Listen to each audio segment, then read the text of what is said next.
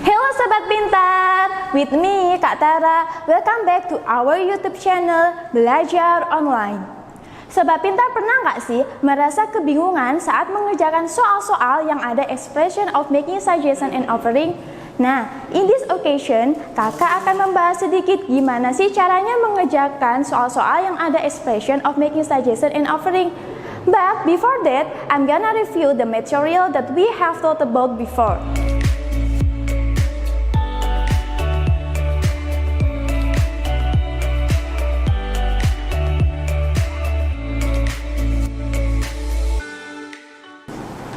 Sobat Pintar masih ingat gak contohnya expression of making suggestion itu yang bagaimana sih? Coba tebak yang mana? Yang pertama, let's go to school, or I go to school, or could I go to school? Jawabannya adalah let's go to school. Sobat Pintar juga harus ingat sama contoh-contoh ekspresi yang lain, because it will make you easier to do the exercise and speak English. Now I will ask you a question. Jika Kak Tara ingin meminta saran dari Sobat Pintar yang ada di rumah, what must I say? Do you have any suggestion for me? Or would you mind helping me? The answer is, do you have any suggestion for me? Kenapa Kak jawabannya kok do you have any suggestion for me? Karena do you have any suggestion for me adalah salah satu ekspresi yang kita gunakan untuk meminta saran kepada orang lain. Dan Sobat Pintar bisa lihat slide yang ada di samping. Selain itu, Sobat Pintar bisa menggunakan do you have any idea atau bisa menggunakan modal shall and should. Jangan lupa Sobat Pintar, kalau Sobat Pintar menggunakan modal shall and should harus diikuti oleh verb 1 atau verb 1. Jadi jawabannya yang benar adalah do you have any suggestion for me? Kak, kenapa sih kok nggak would you mind helping me? Kan sama-sama meminta bantuan. Sobat Pintar masih ingat nggak kalau suggestion itu bentuknya yang bagaimana? Suggestion itu can be in form of solution, solusi, idea, ide, planning, rencana, atau advice. Sedangkan jika Sobat Pintar menggunakan would you mind helping me, di mana Sobat Pintar ada meminta bantuan. Jika kita meminta bantuan kepada orang lain, bentuknya bisa berupa dua hal, yaitu fisik atau abstrak. Sedangkan di sini kakak hanya meminta saran kepada teman-teman. Beda lagi jika Kak Tara ingin meminta bantuan kepada Sobat Pintar yang ada di rumah, maka Kak Tara menggunakan ekspresi would you mind helping me, atau Sobat Pintar bisa menggunakan ekspresi-ekspresi yang ada di samping. Jika Sobat Pintar ingin meminta bantuan orang lain, Sobat Pintar juga bisa menggunakan modal auxiliary rule yang seperti will, would, can, could. Tapi jangan lupa, kalau Sobat Pintar menggunakan modal harus diikuti oleh verb 1, verb 1. Verb 1 itu yang gimana sih Kak? Seperti study, read, go, cut, dan lain-lain. Once more, sekarang kalau kakak ingin menawarkan bantuan kepada Sobat Pintar, misalnya Sobat Pintar di rumah sedang sibuk dan kakak ingin menawarkan bantuan kepada Sobat Pintar, what must I say? Apa yang harus kakak katakan? Yang pertama adalah what can I do for you? Or I need your help, or I really appreciate it. Jika Sobat Pintar menjawab I need your help, berarti di situ Kak Tara bukan menawarkan bantuan, malah Kak Tara meminta bantuan kepada Sobat Pintar yang ada di rumah. Sedangkan di sini Kak Tara niatnya mau menawarkan bantuan kepada Sobat Pintar. Nah, jika Kak Tara menjawab I really appreciate it, nah di situ Kak Tara malah bukan menawarkan bantuan. Itu adalah ekspresi yang kita gunakan jika kita mau menerima bantuan dari orang lain, accepting, offering. Nah, berarti jawabannya di sini sudah jelaskan yang mana? Jawabannya adalah what can I do for you?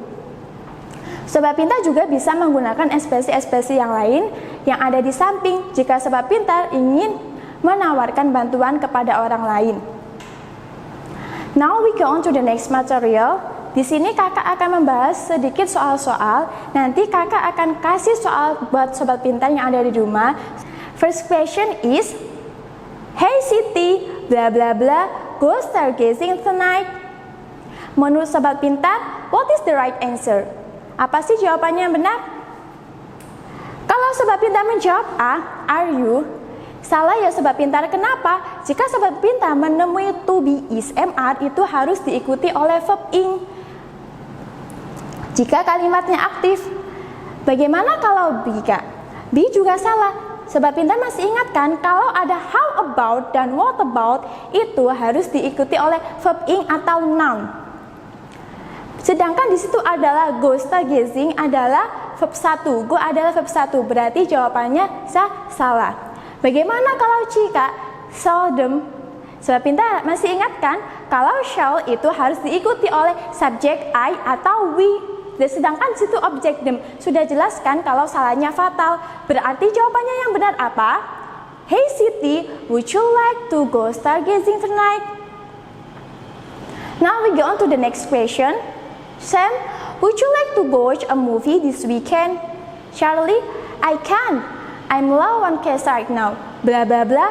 Stay at home and watch TV instead. Menurut sobat pintar, mana jawabannya benar? Sobat pintar jika menemukan soal dialog seperti ini, sobat pintar nggak usah bingung. Sobat pintar langsung saja lihat jawabannya, jawaban kedua atau jawabannya Charlie. Di situ ada kalimat stay at home, di mana stay adalah verb 1. Jadi jika sobat pintar menjawab A dan C, sudah jelas salah. Karena how about dan what about itu harus diikuti oleh verb ing atau noun. Verb ing itu yang gimana sih, Kak? Seperti studying, reading, writing, dan lain-lain. Jika sobat pintar menjawab I think juga salah karena stay at home, stay di situ sudah ada verb.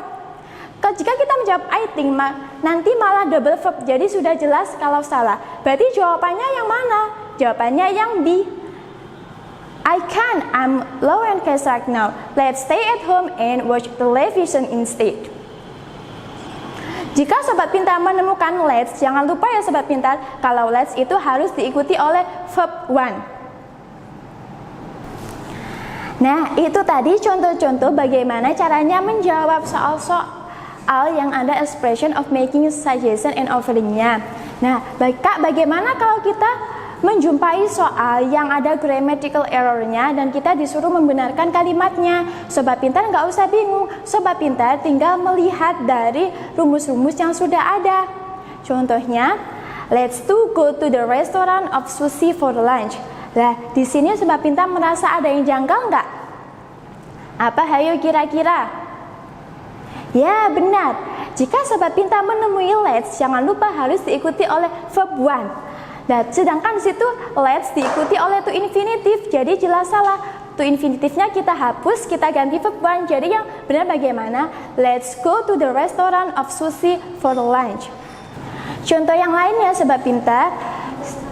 Shall we have a meeting on Sunday afternoon?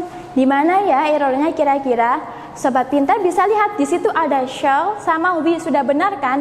Nah, sedangkan setelahnya ada do sama have yang mana sama-sama verb. Berarti jadinya di sana double verb. Maka verbnya harus kita hilangkan salah satu. Jadi jawabannya yang benar bagaimana? Shall we have a meeting on Sunday afternoon? Nah, nanti kakak akan kasih soal buat sobat pintar. Coba sobat pintar kerjakan ya. Intinya, jika sobat pintar mengerjakan soal grammatical error, sobat pintar lihat susunan subjek, verb, sama objeknya sudah benar belum? Kalau sudah benar, sobat pintar lihat penggunaan grammarnya sudah sesuai rumus-rumusnya belum? Seperti contoh, I could to see my sister. Di situ subjek, verb, objeknya sudah benar. Tapi, sobat pintar masih ingat kan kalau ada modal itu harus diikuti verb 1 jika kalimatnya aktif, sedangkan di situ diikuti oleh to infinitive, sudah jelas salah kan? Berarti yang benar bagaimana? I could see my sister.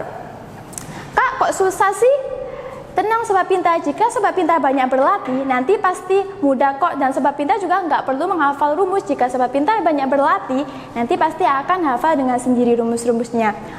I believe that you can do it. Okay, I think that's enough for our material today. May it be useful for you.